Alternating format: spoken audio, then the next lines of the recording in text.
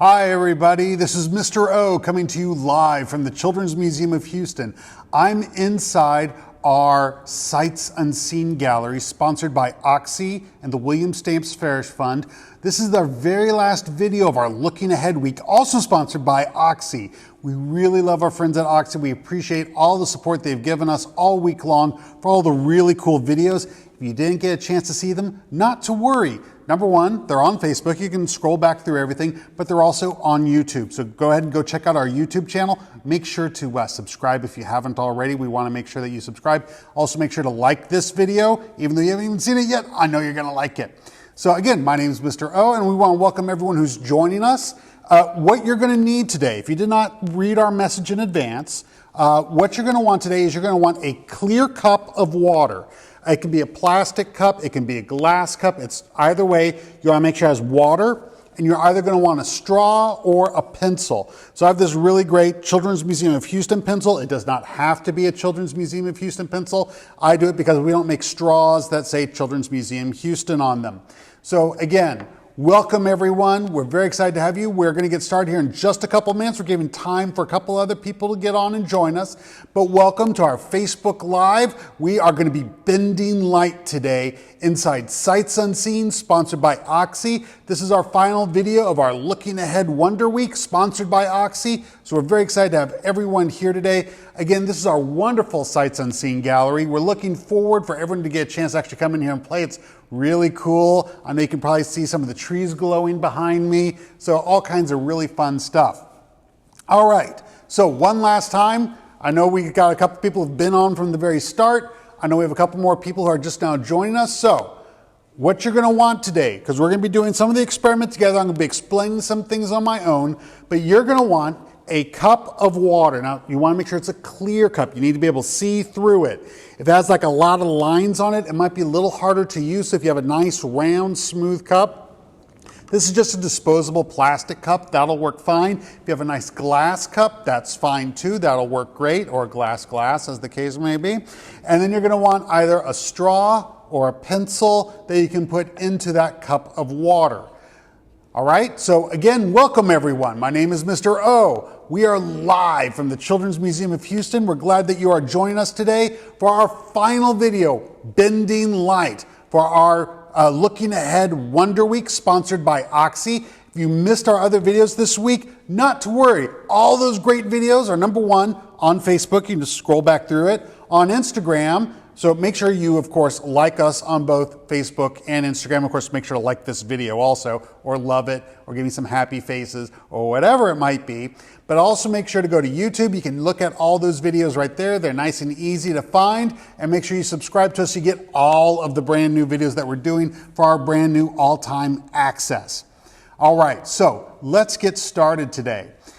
So when I was a kid, I was really interested in magic. Now, if you really like magic, I want you to give me a big thumbs up right now. Again, for those of you who like magic, and hopefully that's all of you, again, parents, everyone, give me some thumbs up if you're a really big fan of magic. I loved watching it. I'm going to date myself here a little bit because I actually grew up watching Doug Henning on TV. So a few of you may know who Doug Henning is, but he was truly a marvelous performer. I really, really enjoyed him. Lots of hearts for that one, please. If you love Doug Henning like I did, give me some hearts for that one. Of course, there's also David Copperfield. He was another one I watched a lot of, so give me some thumbs up for David Copperfield because he was okay. Doug Henning, though, he really deserves all the hearts. But again, that's kind of dating me a little bit about who I used to watch when I was growing up. And I was, of course, enthralled by Harry Houdini stories. I didn't get to watch them. I'm not that old. But I was thrilled with how Harry Houdini did things. And as I read more and more and I learned more and more about magic, I started to discover there's a real science and math behind doing magic. And so I really enjoyed finding books about how to do magic tricks and reading them and trying those tricks out in order to figure out not necessarily how to do it. I was never a great performer of magic, but I really enjoyed learning how they worked. And so one of my books told me about what a trick called the broken pencil. And here's how it goes. So this is where you're going to need your stuff. So you're going to want to get a cup of water. Now, if you have not gotten your cup of water, you got a couple seconds here because I like to tell stories. But you're going to want a cup of water, a nice clear cup of water. And so, of course, in a magic book, you talk about how it's magical water. This is water drawn directly from the source of the Nile River. This really isn't. This is from the tap water in Houston. And so what you're going to do is we're going to break a pencil, or if you have a straw, a straw. We're going to break a pencil or a straw. So my lovely photographer, Henry, who is behind the scenes right now and won't say a word, even though I just called him lovely, and he's dying of laughter right now, is he's going to come up a little bit closer so you can see this. This is a bit of a close-up magic trick. So you're going to take a look in that cup of water. I'm going to insert the pencil into the water. Now, if you take a look right where the pencil and the water meet, you'll notice that the pencil is broken right there. Part of the pencil is off to the side in the water compared to air. Now, it's a solid pencil, but when you put it in, all of a sudden, it's broken. And this really intrigued me. So what I did is I would get different cups, and I tried it with a lot of different cups, trying to figure out. I tried turning the cup around a couple different ways, and that did affect how broken it appeared. So I encourage you to try that. Also had lots of lines on it. I could actually see multiple pencils in it, so it was really, really interesting. So I turned to the book, and I trying to figure out, well, how does it work? And so the book told me it's magic. That was not a good answer for me, because that really doesn't explain what's going on. Clearly, it's not magic. Clearly, there's something going on between the water and the pencil or something. So I went to my dad. And my dad, he had a master's degree in physics and a master's degree in engineering, and really, really smart guy. And I asked him, well, why does this work? And so he started talking to me about how it is a ratio of the speed of light in a vacuum compared to speed of light as it moved through more dense substances that created a refractive index that would cause it to bend outside of normal. Yeah. You understood that about as well as I did at the time. And so more or less, I had to kind of figure it out a little bit on my own. I got a little more help from my dad, but I love my father, but he was definitely much more of a physicist than he was a teacher. And so what we ended up doing is I ended up figuring out that light bends, which is really weird because you're also taught that light always travels in a straight line. But in fact, it bends under certain circumstances. It's not like I can reach out, grab a ray of light, and bend it. It doesn't work that way. But as light travels through things, it causes it to slow down, and that makes it bend. Now, that probably sounds a little bit confusing, but what I've got here is I got a really cool setup here. So I've got a laser. So Henry's going to come over here so you can see this laser.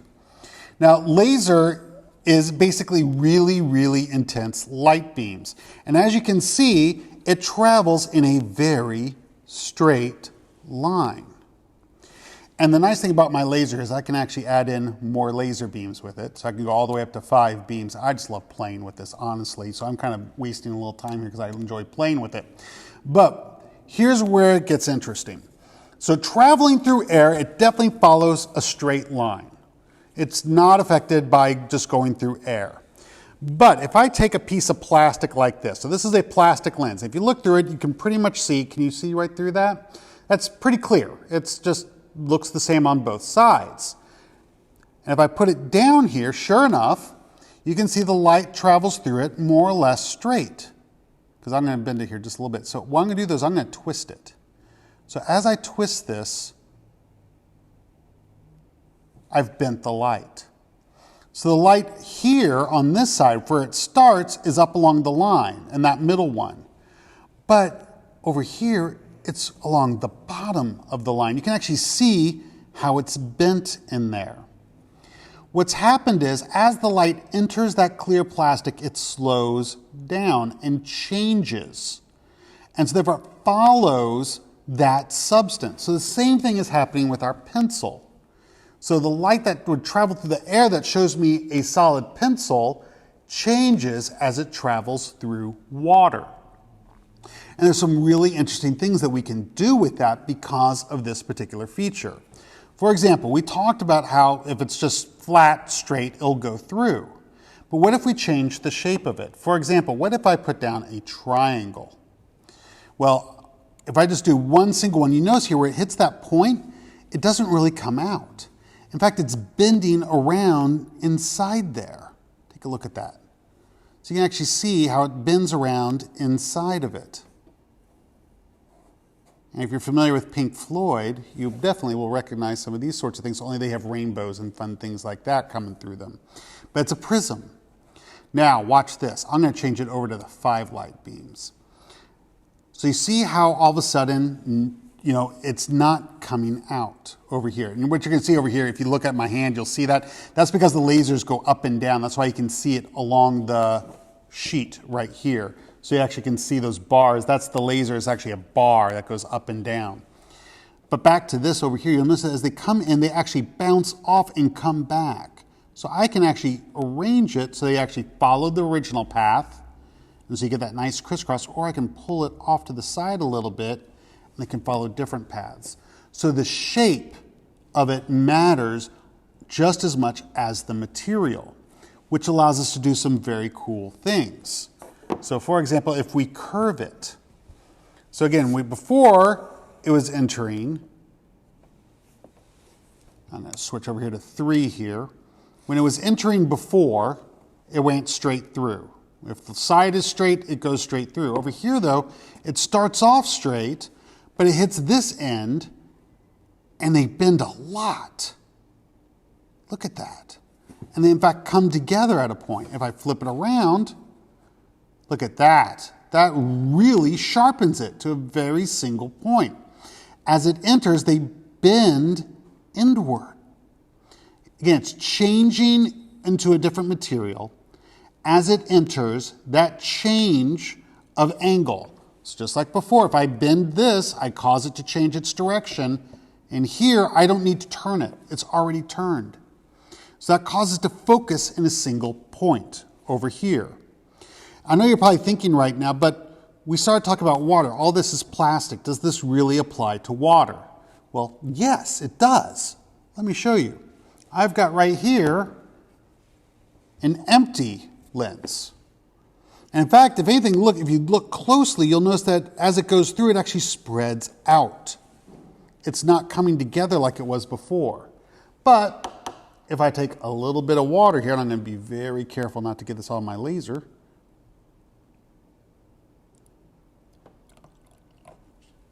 Look at that. Now, of course, I spilled just a little bit because I got a little too overeager, but it comes together. Again, this is what is called the index of refraction. So that's a word that I used earlier that my dad used also. An index of refraction is basically a fancy way of saying how much the light will bend depending upon the material. So water has a certain index of refraction. Whoop, dribble. Water has a certain index of refraction. Our plastic has a certain index of refraction. Air has a certain index of refraction. So if you've ever been swimming, give me a thumbs up if you go swimming and you don't wear goggles. If you've gone swimming without goggles, you've been underwater, give me a big thumbs up for that because I myself am an avid swimmer. I just bought my microphone. I apologize for that. But I'm an avid swimmer. I love swimming. But if you don't wear your goggles, everything looks a little blurry when you're underwater. And that's because, again, our eyes are meant to look through air, not water. Different index of refraction. So if you're underwater and you don't have goggles on, the water's right up against your eye, and that causes everything to get a little blurry. Now, if you're in air, though, it has a different index of refraction. That's what we need to see. So different materials have different indexes. Glass has one, plastic has one, water has one, air has. If it's clear and you can see through it, it has an index of refraction. So what does all this have to do with anything? I mean, yes, it's a cool little trick and it's kind of funny to look at, but what does all this index of refraction have anything to do with anything? Well, because we can actually manipulate the shapes a little bit and create tools. For example, I'm going to call Henry back over here. I know he just wandered back over there to get a nice big faraway shot, but I'm going to make him come back. This shape might look a little familiar because it very closely resembles the shape of this lens. And that's because this is what is called a double convex lens. A double convex lens is used to bring light together. It's a lot like this shape right here that you might remember as it enters, and then we can even do it from this side too. So as it enters, but in this case we took that circle area and we put it on both sides. So that's called a double convex lens, and it sharpens it to a point. So when you use a magnifying glass is a very similar shape to this, only it's all the way around. It's thicker in the middle, thin on the ends. So thin on the ends, thick in the middle, same idea. So as the light comes bouncing off my face and my eye, what happens is as it comes in, it sharpens down. And so if you look at it, it's my eye nice and big, I hope, Henry? Mm-hmm. So you should see a nice big eye because all that light coming off of my face is sharpened to a point and it focuses on that.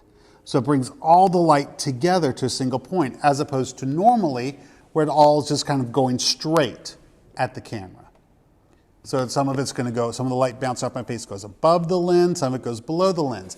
The lenses in our cameras also utilize this. So in Henry's camera, in your cameras at home, they use this exact same property, this idea of the index of refraction, to affect how the light enters the camera, how it's focused inside the camera, and therefore how big or how small the image is. In old-fashioned cameras, you actually had to use lots of different kinds of lenses. And even now, if you get our current phones, they have like 3 or 4 different lenses on the back, all for different distances of shooting.